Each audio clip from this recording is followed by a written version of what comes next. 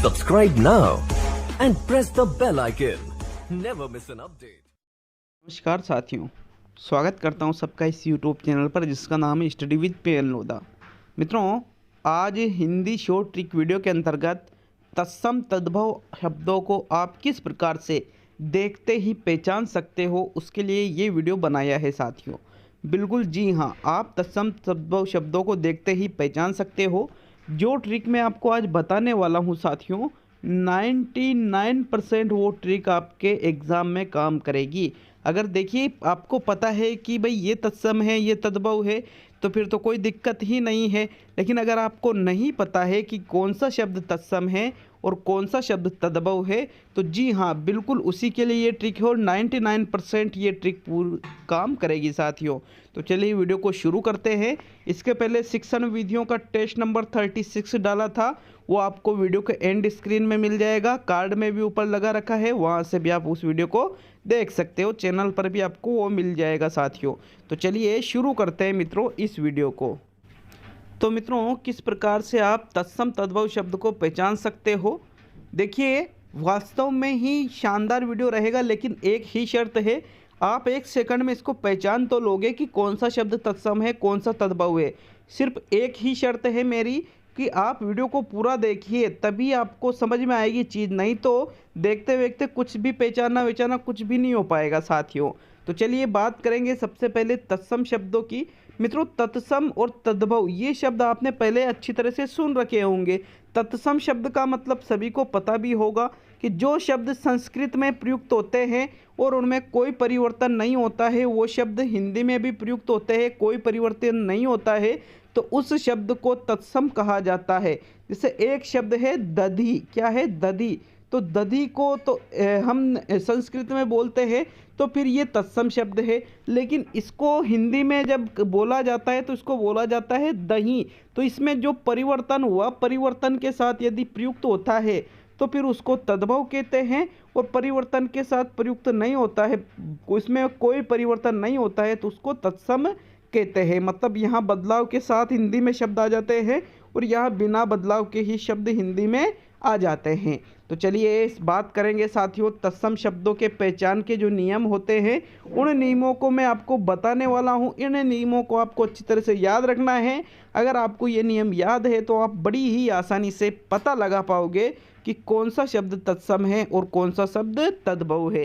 तो मित्रों, सबसे पहले बात करेंगे फर्स्ट नियम की, जिसमें मैंने लिखा है संस्कृत के उपसर्ग युक्त शब्द हमेशा तत्सम होते हैं। तत्सम शब्दों की पहचान के नियम बता रहा हूँ आपको, अच्छी तरह से याद रखिएगा। ट्रिक में, इस ट्रिक के अंतर्गत कि जिन शब्दों में संस्कृत के उपसर्ग जुड़े हुए होते हैं, संस्कृत में जितने भी उपसर्ग है, यदि वो किसी शब्द में जुड़ गए तो फिर वो शब्द क्या होते हैं? तत्सम होते हैं साथियों। जैसे आ जन्म, इसमें आ उपसर्ग जुड़ा हुआ है। प्रयोग, इसमें प्र उपसर्ग जुड़ा हुआ है। प्रत्यक्ष, प्रति प्लस अक्ष। तो इस प्रकार से कोई भी उपसर्ग यदि संस्कृत का किसी शब्द में जुड़ जाए तो वो शब्द हमेशा कैसे होते हैं? तत्सम। ये सभी शब्द कैसे साथियों? तत्सम शब्द है। तो सबसे पहले याद रखिएगा, अगर आपको किसी भी शब्द में ऐसा लगे कि संस्कृत का उपसर्ग जुड़ रहा है तो बिल्कुल आपका वो शब्द तत्सम रहेगा साथियों। ये याद आपको अच्छी तरह से रखना है। चलिए इसका दूसरा नियम बताऊंगा साथियों। संयुक्त व्यंजन युक्त शब्द की जो शब्द, अगर संयुक्त व्यंजन कितने होते हैं? 4 होते हैं। एक तो होता है किशे, एक होता है त्रय, एक होता है ज्ञ और एक होता है श्रेय। इन चारों को नॉर्मली संयुक्त व्यंजन माना जाता है। तो साथियों, जिन शब्दों में ये संयुक्त व्यंजन जुड़ जाए वो शब्द हमेशा तत्सम होते हैं। जैसे अक्षर, तो साथियों अक्षर में क्या जुड़ा हुआ है? किशे। नेत्र, नेत्र में क्या जुड़ा हुआ है? त्रय। ज्ञान, ज्ञान में क्या जुड़ा हुआ है? ज्ञ। तो किसी भी शब्द में यदि संयुक्त व्यंजन, मतलब एक तो किशे, एक त्रय, एक ज्ञ और एक श्रेय, ये चारों शब्द अगर किसी भी, चारों वर्ण अगर किसी भी शब्द में आ जाए तो फिर वो शब्द भी कैसे हो जाते हैं? तत्सम हो जाते हैं साथियों। ये भी क्लियर है आपको? 2 नियम बताएं। पहला नियम क्या है? संस्कृत के उपसर्ग युक्त शब्द तत्सम होते हैं। दूसरा बताया आपको कि जिनमें संयुक्त व्यंजन जुड़े होते हैं वो शब्द भी तत्सम होते हैं। चलिए आगे बढ़ेंगे साथियों। अनुस्वार व विसर्ग युक्त शब्द जिनमें लगे हो वो भी तत्सम होते हैं। जैसे यहाँ मन है कामना, इसमें अनुस्वार लगा, विसर्ग लगा हुआ है। अंजन, इसमें अनुस्वार लगा हुआ है। चंचल, इसमें अनुस्वार लगा हुआ है। तो लगभग 99% जिन शब्दों में यदि विसर्ग और अनुस्वार जुड़ा हो तो वो शब्द कैसे होते हैं साथियों? तत्सम होते हैं। कैसे होते हैं? वो भी तत्सम। मैं आपको 3 नियम बता चुका हूँ साथियों। पहला नियम कौन सा था? संस्कृत के उपसर्ग युक्त शब्द। दूसरा कौन सा था? संयुक्त व्यंजन युक्त शब्द। तीसरा कौन सा बताया? जिन शब्दों में अनुस्वार या विसर्ग लगा हो वो भी तत्सम ही होते हैं। चलिए आगे बढ़ेंगे चौथे नियम पर मित्रों। चौथा नियम, हलंत युक्त वर्ण जिन शब्दों में प्रयोग हो वो भी कैसे होते हैं? तत्सम ही होते हैं साथियों। जिसे यहाँ पर देखिएगा, पदम, पदम में द दवात वाले में हलंत लगा हुआ है। संसद, संसद में हलंत लगा हुआ है। वणिक, वणिक में कै कबूतर वाले में हलंत लगा है। तो मतलब अगर किसी शब्द में अगर कोई वर्ण हलंत युक्त हो तो फिर वो पूरा ही शब्द क्या होता है? तत्सम होता है। आशा है आपको ये नियम भी अच्छे से समझ में आया होगा कि हलंत लग गया मतलब वो शब्द कैसा है साथियों? तत्सम है। चलिए अगला नियम देखेंगे, 5वां नियम साथियों। 5वां नियम है री से युक्त वर्ण, मतलब री ऋषि वाला जो होता है, ए आ ई ई उ री, ये आता है ना री ऋषि वाला, इससे युक्त वर्ण कोई शब्द है तो वो भी तत्सम ही होता है। जैसे ऋण, ऋण में पूरा री लगा हुआ है। तृण, इसमें री की मात्रा लगी हुई है। कृष्ण, इसमें भी री की मात्रा लगी हुई है। सृजन, इसमें भी री की मात्रा लगी हुई है। तो कहने का मतलब क्या हुआ साथियों? अगर किसी शब्द में री की मात्रा लग जाए तो वो भी कैसा होता है? तत्सम ही होता है साथियों। ये नियम भी आपको अच्छे से याद करना है। चाहे तो आप नोटबुक में इन नियमों को लिख सकते हो मित्रों, अच्छी तरह से याद कर लो, फिर आपके ये क्वेश्चन यहाँ से गलत नहीं होगा। चलिए आगे बढ़ेंगे मित्रों। अगला जो नियम है वो है, ये ऊपर जो रे की मात्रा होती है और नीचे जो रे की मात्रा होती है, इनसे युक्त वर्ण भी तत्सम होते हैं। जैसे मैं आपको बता दूं, यहाँ पर अग्रज, अग्रज में क्या होता है साथियों? ये अपन इस प्रकार से लिखते हैं अग्रज। तो ये जो रे की मात्रा लग रही है इसके कारण ये क्या हो गया साथियों? ये तत्सम हो गया। अपन ने लिखा यहाँ पर ग्रह है, क्या लिखा था साथियों? ग्रह है। तो ये जो ग्रह शब्द है ये भी क्या रहेगा? तत्सम रहेगा साथियों, क्योंकि इसमें भी रे की मात्रा लगी हुई है। अपन ने लिखा यहाँ पर निर्मल, तो ये जो निर्मल शब्द है मित्रों, निर्मल, इस प्रकार से, तो इसमें ऊपर ये जो रे की मात्रा लगी हुई है इसको देखते ही आप अच्छी तरह से इसमें तत्सम शब्द कर सकते हो साथियों। क्लियर है ये नियम भी सभी के, कि यदि ऊपर आधा रे की मात्रा हो या नीचे आधा रे की मात्रा हो, उनसे युक्त वर्ण जो शब्द है वो भी कैसे होते हैं? तत्सम ही होते हैं साथियों। तो मित्रों आशा है आपको ये नियम भी अच्छी तरह से समझ में आ गया होगा। चलिए अगला नियम देखेंगे मित्रों। अगला नियम है आपके शे षटकोण वाला, शे शंख वाला और से सरोता वाला। यदि ये किसी शब्द में आधे लगे हो, कैसे लगे हो? आधे मतलब हलंत वाले, तो वो शब्द भी तत्सम होते हैं। जैसे शाम, शाम यहाँ पर जो लिखा हुआ है तो शाम में क्या हो रहा है साथियों? ये शे शंख वाला कैसा है? आधा है। फिर अपन ने यहाँ लिखा स्नेह है, तो स्नेह में आधा से लगा हुआ है। फिर हमने यहाँ पर लिखा श्वास, श्वास में आधा से है। तो साथियों एक शब्द है जैसे परिष्कार, क्या है? परिष्कार, तो इसमें आधा शे लगा हुआ है। तो जहाँ पर भी आधा षटकोण वाला, आधा शंख वाला, आधा सरोता वाला हो वहाँ पर वो शब्द तत्सम होता है मित्रों। इस नियम को भी अच्छी तरह से आपको याद करना है, लिख लीजिए इस नियम को भी साथियों।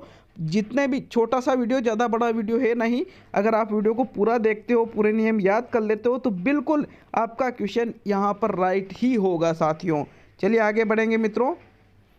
अगला है संधि युक्त शब्द भी तत्सम होते हैं। मतलब जिन शब्दों में संधि हो रही है उन शब्दों को भी तत्सम शब्द ही कहा जाता है। तो चलिए देखेंगे इसके उदाहरणों को।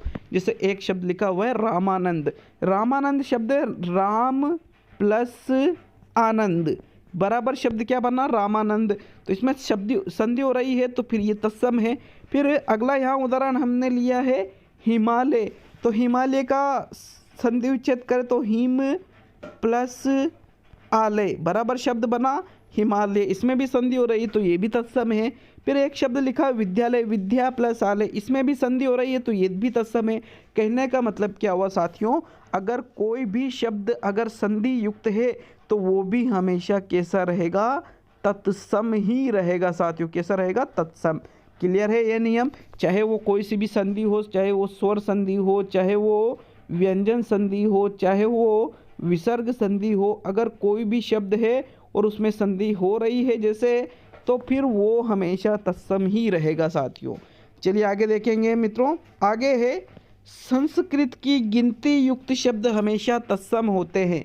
संस्कृत में गिनती होती है ना, जैसे प्रथमा, द्वितीया, तृतीया, चतुर्थ, पंचमी, षष्ठी, सप्तमी, अष्टमी, नवम, दश। तो साथियों यहाँ पर देखिए, जिन शब्दों में संस्कृत की गिनती हो वो हमेशा ही तत्सम होते हैं। तो मैंने आपको ये नियम 9 नियम बताए हैं, इन 9 नियमों को अच्छी तरह से याद कर लेना है साथियों, आप आसानी से पकड़ पाओगे, बिल्कुल देखते ही पहचान जाओगे कि ये शब्द तत्सम है या तद्भव है। लेकिन मैं आपको बता दूं, अगर आपको पहले से ही पता है कि भाई ये शब्द, जैसे कोई सा भी एक शब्द आ गया, जैसे एक शब्द आ गया संयम, या फिर एक शब्द आ गया क्षेत्र, तो साथियों आप वहाँ पर अगर पहले ही पता है तो नियम काम बाद में लेना है। नियम काम कब लेना है आपको, ये जो नियम बताए मैंने, जब आपको पता नहीं है कि ये तत्सम है तद्भव है, तो आप 100% इन नियमों को काम ले साथियों। मुझे पूरा विश्वास है कि 99% आपका क्वेश्चन राइट ही होगा। तो चलिए आगे बढ़ेंगे मित्रों, तद्भव शब्दों की पहचान के नियमों की तरफ, कि आप किस प्रकार से पहचान सकते हो कि शब्द तद्भव है। तत्सम की पहचान के तो 9 नियम बता दिए, अब बात करेंगे तद्भव शब्दों की पहचान के नियम। तो मित्रों पहला नियम है, चंद्र बिंदु से युक्त शब्द हमेशा कैसे होते हैं, तद्भव होते हैं साथियों। चंद्र बिंदु, जैसे एक शब्द है आँख, एक शब्द है चांद, एक शब्द है रातें और एक शब्द है बातें। तो जिनमें ये ऊपर देखो चंद्र बिंदु लगा हुआ है, इन दोनों में, यहाँ पर भी लगा हुआ है, तो जिन शब्दों में चंद्र बिंदु हो वो तो हमेशा ही 100% ही होते हैं साथियों। ये 99 नहीं, 100% ही। जिन शब्दों में चंद्र बिंदु लगा हो वो 100% तद्भव ही रहेंगे। अच्छी तरह से इस नियम को याद रखना है मित्रों। चलिए आगे बढ़ेंगे दूसरे नियम की ओर। उत्क्षिप्त वर्ण तद्भव होते हैं। उत्क्षिप्त होते हैं ना, एक तो ये ड़ और एक ये ढ, तो ये सड़क और पढ़ाई वाला जो ढ होता है साथियों, ये उत्क्षिप्त वर्ण कहलाते हैं। यदि ये किसी शब्द में जुड़े हुए हो तो वो भी हमेशा तद्भव ही होते हैं। जैसे पढ़ना, ड़ लिखा हुआ है, उड़ना, यहाँ पर भी है, कपड़ा यहाँ पर भी है। तो साथियों सीधी सी बात है, अगर आपको ये उत्क्षिप्त वर्ण किसी भी शब्द में दिख जाए तो वो शब्द तद्भव रहेगा। कैसा रहेगा, तद्भव रहेगा साथियों। अच्छी तरह से याद रखना है मित्रों। अगला इसका नियम है, हिंदी की गिनती जो होती है, जैसे अपन बोलते हैं ना 1 2 3 4 5 6 7 8 9 10, इस प्रकार से। तो जितने भी हिंदी की गिनती है वो तो हमेशा तद्भव रहेगी, और जितने भी संस्कृत की गिनती है साथियों वो हमेशा तत्सम रहेगी। तो यहाँ हिंदी की गिनती युक्त जो शब्द होते हैं वो कैसे होते हैं, तद्भव होते हैं साथियों। ठीक है, तो इसके 3 ही नियम थे। 9 नियम आपको तत्सम शब्दों की पहचान के बताए हैं। आशा है आपको वीडियो अच्छा लगा होगा साथियों। इसी प्रकार के और भी वीडियो देखने के लिए आप हमारे चैनल को सब्सक्राइब कर सकते हो, बेल आइकन दबा लीजिए साथियों। वीडियो अच्छा लगे हो तो लाइक शेयर करना नहीं भूले। मिलते हैं मित्रों अगले वीडियो में।